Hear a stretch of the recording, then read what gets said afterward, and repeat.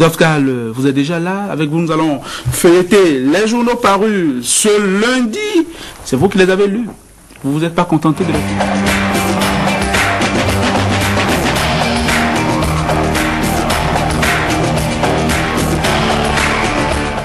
Pascal, bienvenue, bonjour, comment allez-vous? Bien, très bien, et chez vous, Wina Abessi? Ça va, merci.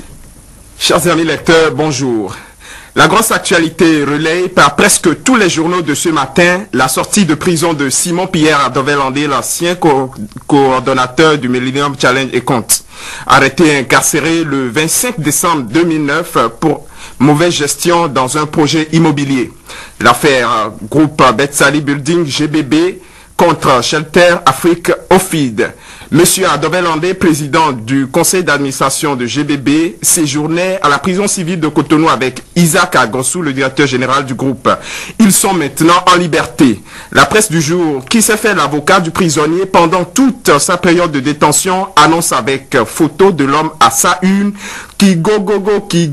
Après 312 jours à la prison civile de Cotonou, Simon-Pierre Adovel-Andé désormais libre. À la cassation, le vendredi 5 novembre, le sourire est revenu sur le visage de ses proches lorsque sa libération a été prononcée, rapporte mon confrère.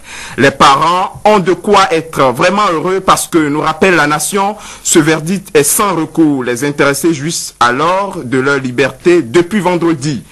La seule question que se pose Thibaut Nayon maintenant est de savoir si l'ancien coordonnateur du MCA pourra retrouver son fauteuil dans cette structure. Cela ne doit pas trop le préoccuper lui-même car il n'est pas encore totalement tiré d'affaire. Fraternité informe que le gouvernement s'apprête à le renvoyer en prison par une nouvelle plainte. À peine sorti de prison, Adovel-Andé menacé de renvoi derrière les barreaux, titre Nouvelle Expression, qui nous apprend que Maître Sali Koualao, l'avocat de Shelter Afrique, prépare déjà un autre dossier pour plonger à nouveau celui qui est libre seulement depuis vendredi. Une liberté provisoire qu'il a dû payer à 5 millions de francs. Pendant que l'ancien coordonnateur du MCA se bat pour quitter l'enfer, Maître Adrien Humbedi, lui, est aux anges.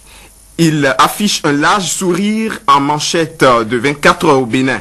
Et cela parce qu'il vient d'être honoré sur le plan international. L'Assemblée parlementaire de la francophonie l'a élevé au grade de Grand Croix dans l'ordre de la Pléiade. La publication pense que c'est la récompense des efforts de l'homme pour la paix et la démocratie. Pour ce combat pour la paix dans le pays, le confrère de la matinée fait une comparaison et nous dit que le candidat de l'Union fait la nation pour les prochaines élections emboîte le pas à feu Monseigneur de Souza qui avait connu lui aussi le privilège de cette distinction.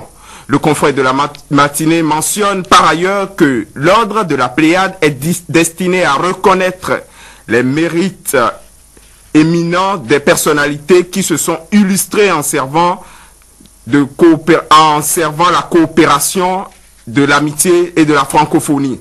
Le chef de file des Choco Choco recevra cette décoration en pompe, ici même à Cotonou, ajoute le journal. Humbedi marque donc une petite pause dans son combat contre la lépie pour savourer sa nouvelle distinction. Ses camarades de parti, eux, poursuivent la lutte. Après les marches tous azimuts contre le processus, il propose des corrections aux dysfonctionnements relevés. L'échiquier reprend dans sa parution les propositions concrètes de l'Union fait la nation pour réparer les ratés liés à la lépie. Et comme première mesure, les opposants exigent la suspension de l'opération en cours pour la reprendre dans les meilleures conditions après les élections de 2011. Le superviseur général de la lépie, loin d'accepter une telle offre, a plutôt proposé une semaine de plus à la phase de l'enregistrement dans l'Atlantique littoral. C'est le quotidien Aube Nouvelle qui en fait mention en revenant sur le point de presse donné hier par Nassirou Arif Haribako où il affirme que l'opération a pris en compte 68% de la population cible dans les départements de l'Atlantique littoral. Sagesse Info s'intéresse quant à lui au Monokoufo où la troisième phase de la lépie a déjà été lancée. Une raison de plus pour les leaders de l'UN que Bako n'est pas prêt à arrêter le processus comme il le demande. L'épi ou pas, les partis politiques s'activent vivement sur le terrain en vue des prochaines élections. Et la couverture de les activités par les journaux a repris après le fait vert de la haute autorité de l'audiovisuel et de la communication.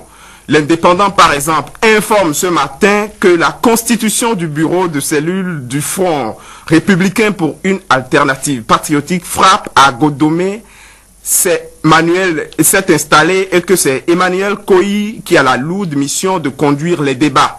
Chantal Yahi installe Emmanuel Koyi à la tête du bureau, titre mon confrère. Diapata d'insister que Emmanuel Koyi a été choisi par le FRAPP pour mettre Godomé en ordre de bataille pour 2011. Oui, merci beaucoup. C'est vous qui êtes mobilisé tous les matins pour nous lire la revue. Vous avez feuilleté, vous avez lu. Dans ce cas, merci infiniment. On se retrouve demain. Évidemment. Kingo, Gogo, c'est vous qui serez là. Merci infiniment. Il est l'heure de se quitter, le cœur gros, mais le regard solidement fixé sur le lendemain. Déjà, demain ce sera mardi. Merci de prendre le rendez-vous. À demain, ciao.